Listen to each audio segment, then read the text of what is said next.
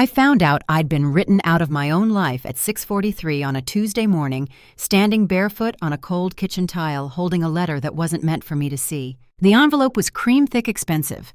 My name wasn't on it. My husband's was. Inside, folded with surgical precision, was a draft of a new company succession plan.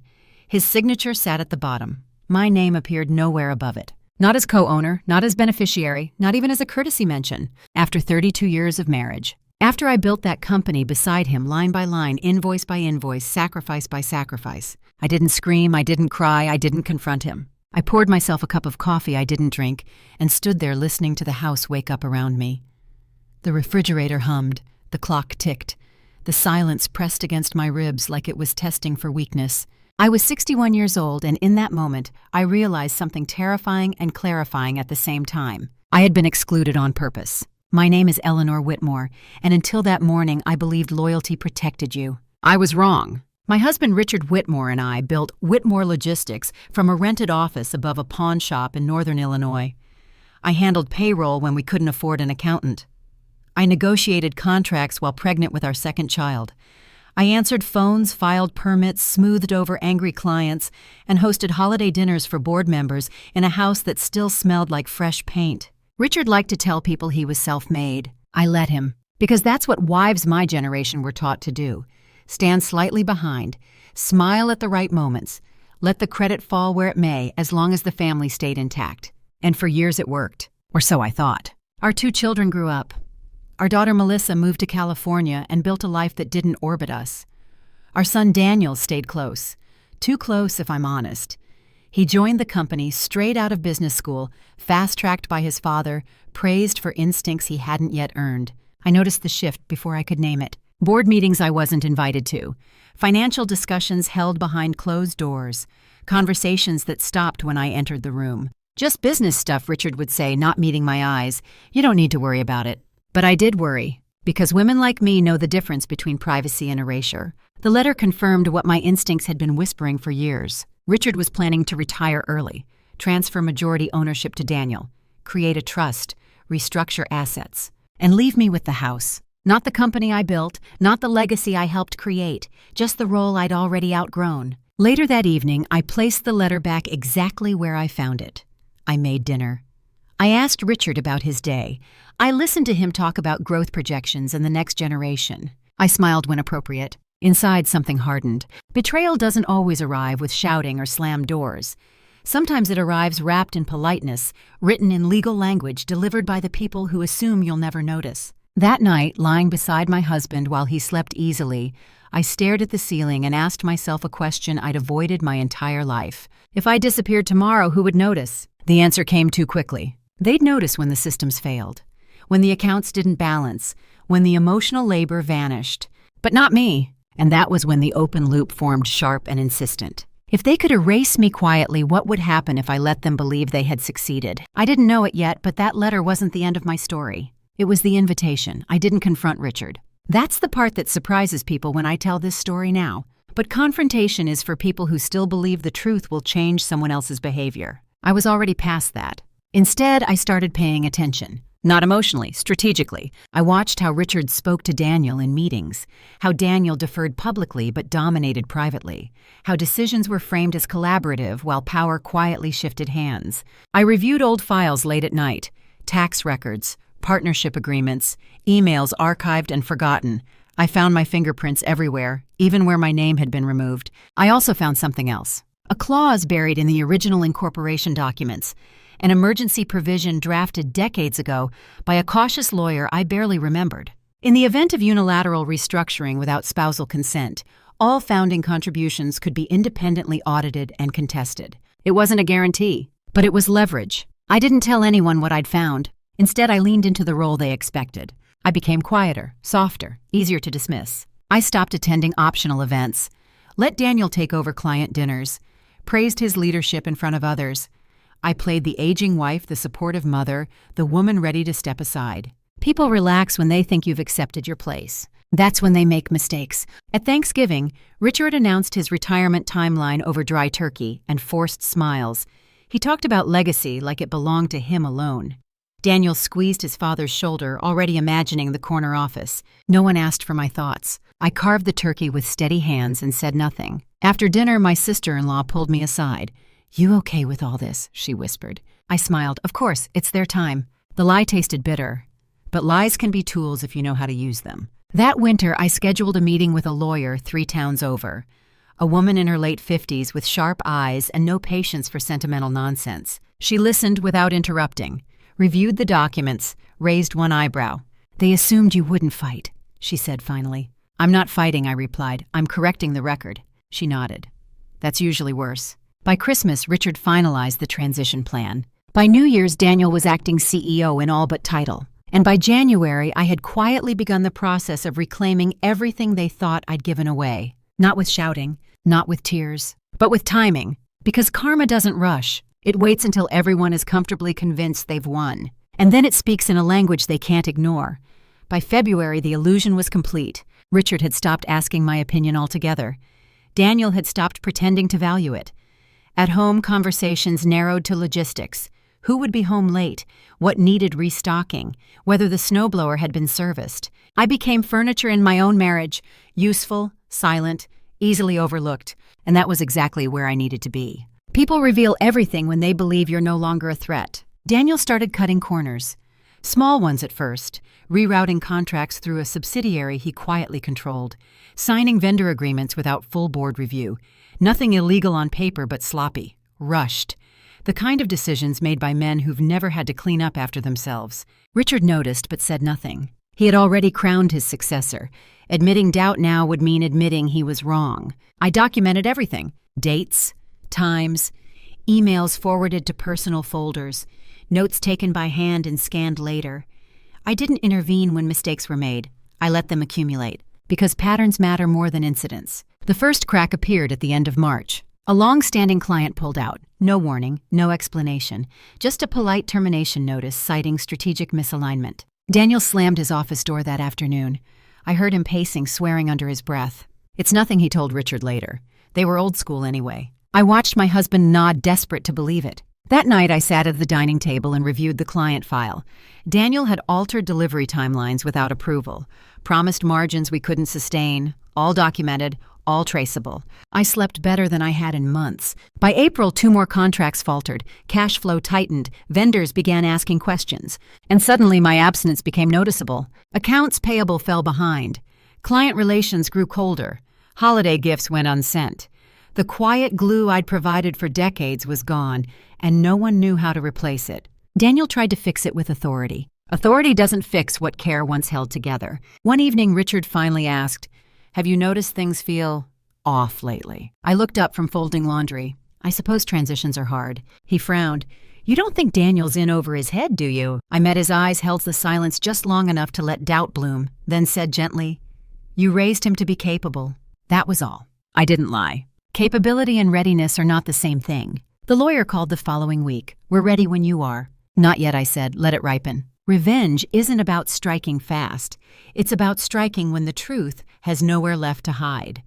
The board meeting was scheduled for the first Monday in May. I wasn't invited. That was new. For decades, my presence had been assumed, if unofficial. I knew every board member's spouse, every weakness, every ego. This time, the email stopped at Richard and Daniel. That exclusion told me everything I needed to know. I arrived anyway. Not dramatically, not late. I walked in 10 minutes early, carrying a slim folder and wearing a navy blazer I hadn't worn in years. The room went quiet. Daniel's mouth opened slightly. Richard looked like he'd seen a ghost. "Eleanor," he said slowly, "this is a closed meeting." I smiled, calm, pleasant, unthreatening. "I know, I won't take much time." One board member shifted uncomfortably. Another avoided my eyes. I took a seat. "I'm here as a founding contributor." I continued, and as someone whose name appears on more original documentation than you might remember. Daniel stood. "This isn't appropriate." "Sit down," one of the older board members said quietly. Daniel froze, then obeyed. I placed the folder on the table and slid copies across. Audit summaries, timeline discrepancies, email chains, a clear narrative of mismanagement supported by facts, not feelings. "I've had these reviewed independently," I said. "Nothing illegal. Yet, but certainly negligent." Richard's face drained of color. This, I added, is why unilateral restructuring without spousal consent violates our original agreement. Silence. Then the questions started. They weren't directed at me, they were directed at Daniel. He stumbled, deflected, blamed market shifts. But the paper didn't lie. By the end of the meeting, the vote was postponed. An external review commissioned. Daniel's interim authority suspended pending findings. No one looked at Richard. They didn't need to. He couldn't meet my eyes. As I stood to leave, I turned back once. "This isn't personal," I said softly. "It's corrective." In the hallway, my hands shook for exactly 10 seconds. Then they stilled. The injustice had been named, the wound exposed, the tension released into motion. And the game had finally changed. The fallout didn't come all at once. It came in whispers, delayed emails, meetings, rescheduled, pending review. The kind of unraveling that happens when power realizes it's no longer unquestioned. Richard didn't speak to me for 3 days after the board meeting. Not a word over breakfast. Not even the familiar sigh of irritation. He moved through the house like a guest who'd overstayed his welcome, careful not to touch anything. Daniel, on the other hand, exploded. He cornered me in this kitchen on Thursday morning, his voice low and sharp. "What did you do?" I kept spreading jam on my toast. I corrected an imbalance. "You blindsided us." "No," I said calmly. "You excluded me. There's a difference." His jaw tightened. "You could have talked to us." I finally looked at him then, really looked. When I asked, "Before or after you decided I was optional?" He had no answer. The external auditors arrived the following week. Neutral faces, polite questions. They didn't treat me like an outsider. They treated me like a witness. And witnesses are dangerous when they've kept records. Richard tried once late one night, sitting at the edge of the bed like a man unsure whether he still belonged there. "I never meant to cut you out," he said. I didn't respond. He continued softer. "I just assumed you were comfortable." That word again. Comfortable. As if comfort were the same as consent. "I built this with you," I said finally. "And you assumed I'd step aside quietly because it was easier for you." He nodded, tears welling. "I didn't think you'd fight." "I didn't fight," I replied. "I documented." That distinction mattered. The auditor's preliminary findings were released mid-June. They cited operational instability, leadership inexperience, and recommended temporary restructuring. Daniel was removed as acting CEO. Not permanently, but publicly. Watching the press release appear on my phone felt surreal. His name stripped of authority in clean corporate language. Karma doesn't shout, it publishes. The house grew heavier after that. Richard slept in the guest room. Daniel stopped coming by. And for the first time in decades, the silence didn't feel like punishment. It felt like space. Then came the phone call I hadn't expected. Melissa, my daughter. She hadn't spoken much during all of this. California distance, emotional distance. "I heard what happened," she said cautiously. "From whom?" "Everyone," she replied. "Mom, I didn't know." I exhaled slowly. Neither did I, for a long time. She paused. "Are you okay?" It was the first time anyone had asked me that without needing something in return. "I am now," I said. And I meant it. The final blow wasn't delivered by me. It came from the will. Richard had drafted a new one years ago quietly. One that favored Daniel heavily reduced me to a life estate and monthly allowance. I found out when my lawyer called her voice unusually tight. "They assumed you wouldn't contest it," she said. I smiled. "Everyone keeps assuming that." We contested. Not emotionally, legally. The clause worked in my favor again.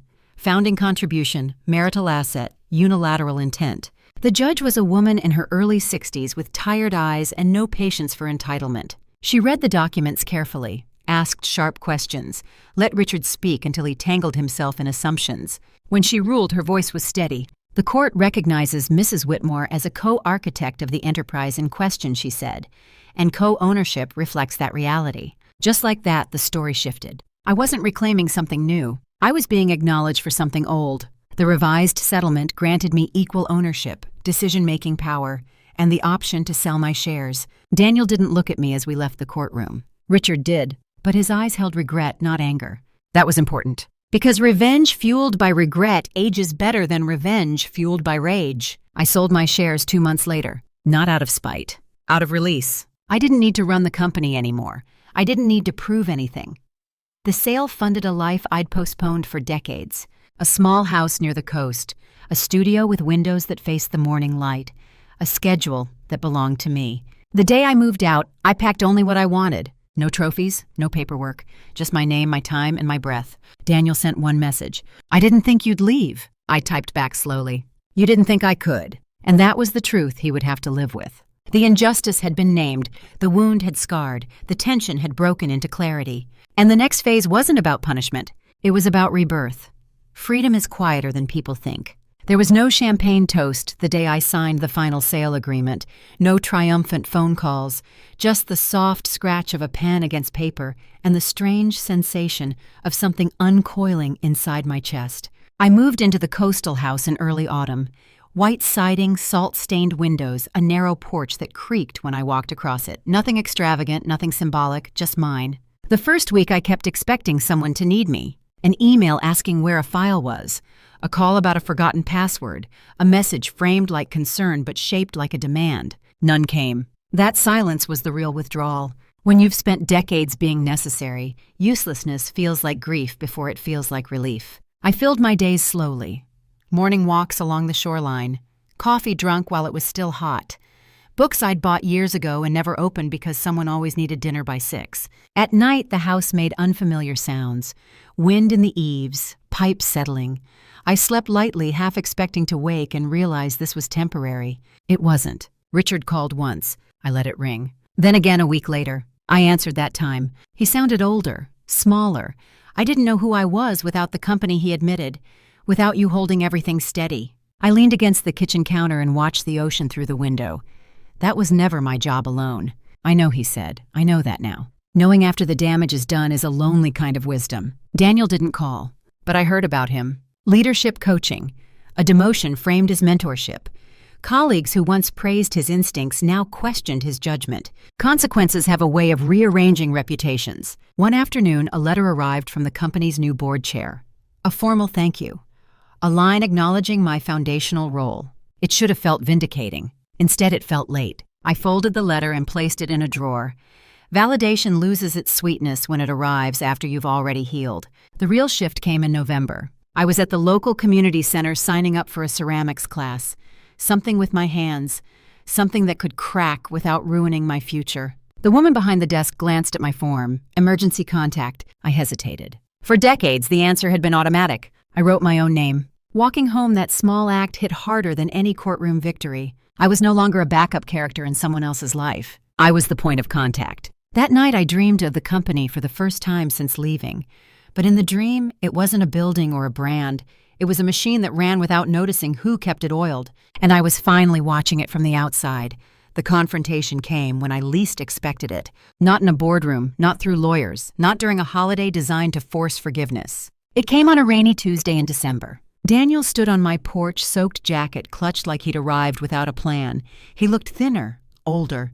The confidence he wore like armor had cracked. I didn't know where else to go, he said. I didn't invite him in right away. Boundaries don't need to be cruel, but they do need to be clear. What do you want, Daniel? I asked. He swallowed. To understand. I stepped aside. Inside, he glanced around the house.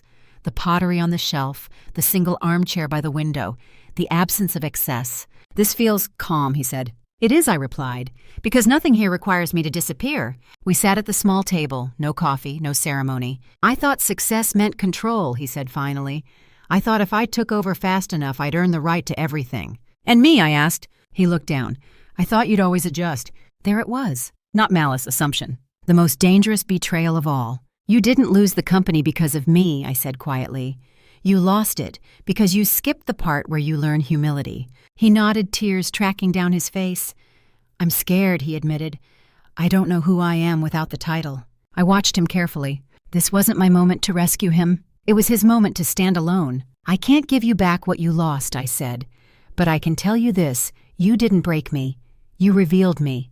He looked up confused. When you excluded me, I continued, you forced me to see how much of myself I'd handed over for approval. That ends now. He stayed a few minutes longer, asked nothing, promised nothing. When he left, the rain had slowed to a mist. I closed the door and leaned against it, heart steady. This wasn't forgiveness. It was completion. The injustice had fully transformed. The wound had taught. The escalation had ended without spectacle. And the karma wasn't his suffering. It was my freedom. Winter softened everything. Snow came late that year, thin and quiet, dusting the shoreline like the world had decided to speak in a lower voice. I learned the rhythm of the town not as a visitor, but as someone who belonged. The woman at the bakery knew my order. The librarian set aside novels she thought I'd like. No one asked what I used to do. They asked what I was doing now. That question still startled me. On a Thursday afternoon, while shaping a lopsided bowl in ceramics class, I realized I hadn't checked my email all day. The old panic flickered, then faded. Nothing fell apart. Nothing demanded me back. That was when the second twist revealed itself. A former client from Whitmore Logistics called my personal number. I hadn't given it to him. "I hope this isn't inappropriate," he said. "But when the restructuring happened, a few of us compared notes. You were always the one who kept things human." I listened. "We're starting something new," he continued. "A smaller operation, ethical, sustainable.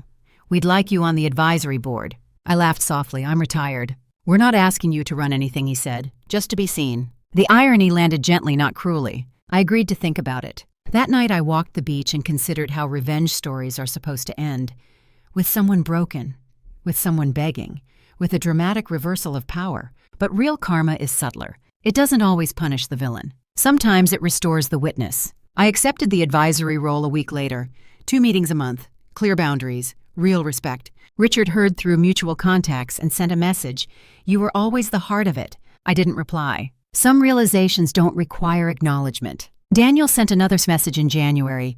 Less desperate this time, more grounded. "I started from the bottom at a different firm," he wrote. "No shortcuts." I read it twice. Growth doesn't erase harm, but it can change the future shape of it. I wished him well, briefly, clearly. Then I went back to glazing pottery. The power had fully shifted, not because I took something from them, but because I took myself back. Chapter 10. Spring arrived like permission. The ocean lightened. The air warmed. I opened the windows and let the house breathe. On my birthday, I turned 62 quietly with a slice of lemon cake and a candle I let burn all the way down. No speeches, no apologies. Just presence. Melissa flew in that weekend. We walked the shoreline together, shoes in hand. She watched me closely, as daughters do when mothers surprise them. "You seem taller," she said finally. I smiled. I stopped bending. She hugged me hard. "I'm proud of you." That mattered more than I expected. The advisory company grew steadily. My name appeared on letterhead again, this time by choice. I mentored young women who didn't ask permission to take up space. I told them the truth. Loyalty without recognition becomes erasure. Love without boundaries becomes debt.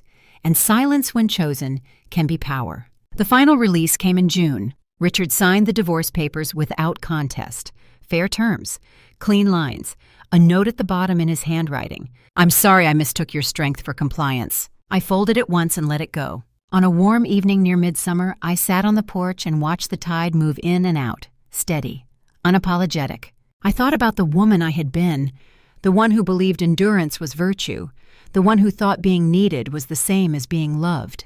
She wasn't weak. She was unfinished. This story didn't end with revenge in the traditional sense. No one was ruined. No one was publicly shamed. Instead, the people who tried to exclude me were forced to live without the invisible labor they'd taken for granted. And I was forced to live without the lie that my worth depended on staying. That is karma-based justice, not destruction. Correction. Rebirth. In the quiet that followed, I learned to recognize myself again. Not as a wife, not as a mother, not as a background force holding everything together, but as a woman who chose herself and watched the world adjust. If you've made it this far, let me ask you something. Have you ever been written out of a story you helped build? Have you ever mistaken loyalty for obligation? Silence for peace? If so, remember this. You don't need to scream to be heard. You don't need revenge to be free. And you don't need permission to step back into the center of your own life. If this story resonated with you, take a moment to like, comment, and subscribe. Share your thoughts, your experiences, your quiet victories. Your voice matters here. And sometimes telling your story is the first act of justice you owe yourself.